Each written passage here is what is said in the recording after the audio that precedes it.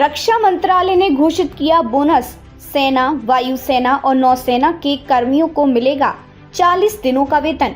रक्षा मंत्रालय ने भारतीय सेना, वायुसेना और नौसेना के योग्य नागरिक कर्मचारियों के लिए बड़ी खुशखबरी देते हुए उत्पादकता से जुड़ा बोनस PLB देने की घोषणा की है। इस योजना के तहत पात्र कर्मचारियों को 40 दिनों के वेतन के बराबर राशि का भुगतान किया जाएगा। यह आदेश वित्त मंत्रालय के व्यय विभाग की सहमति से जारी किया गया है। कौन कौन है लाभार्थी?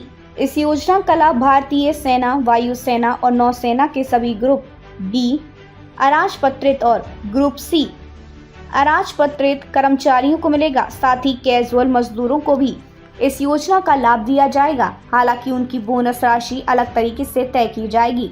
PLB योजना की मुख्य बातें।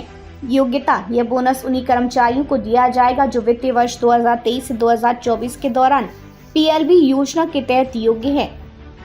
पात्रता की गणना लेखा वर्ष 2023 से 2024 के लिए की जाएगी।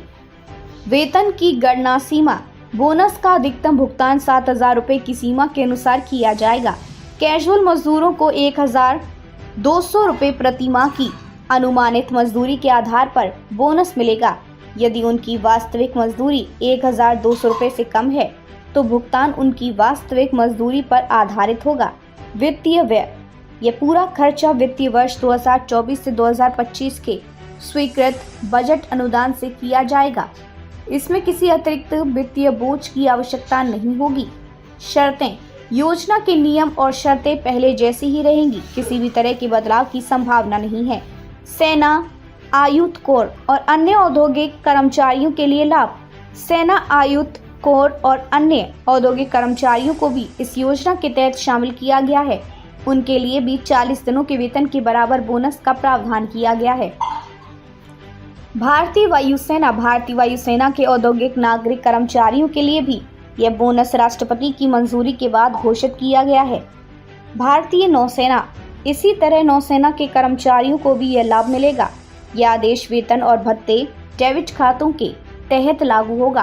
कैजुअल मजदूरों को अलग से लाभ: कैजुअल मजदूरों को 1,200 रुपए प्रति माह की मजदूरी के आधार पर बोनस मिलेगा। हालांकि जिन मामलों में मजदूरी 1,200 रुपए से कम होगी वहां वास्तविक मजदूरी के अनुसार भुगतान किया जाएगा। सरकार का उद्देश्य: यह कदम न केवल कर्मचारियों की आर्थिक स्थिति को सुदृढ़ करेगा बल्कि उनके मनोबल को भी बढ़ाएगा। सरकार ने सुनिश्चित किया कि यह बोनस मौजूदा बजट के भीतर ही दिया जाए ताकि राष्ट्रीय वित्तीय संसाधनों पर अतिरिक्त बोझ न पड़े। रक्षा मंत्रालय द्वारा की गई यह घोषणा न केवल कर्मचारियों के लिए उत्साहवर्धक है बल्कि ये सरकार की कल्याणकारी नीति के दृष्टिकोण को भी दर्शाता है।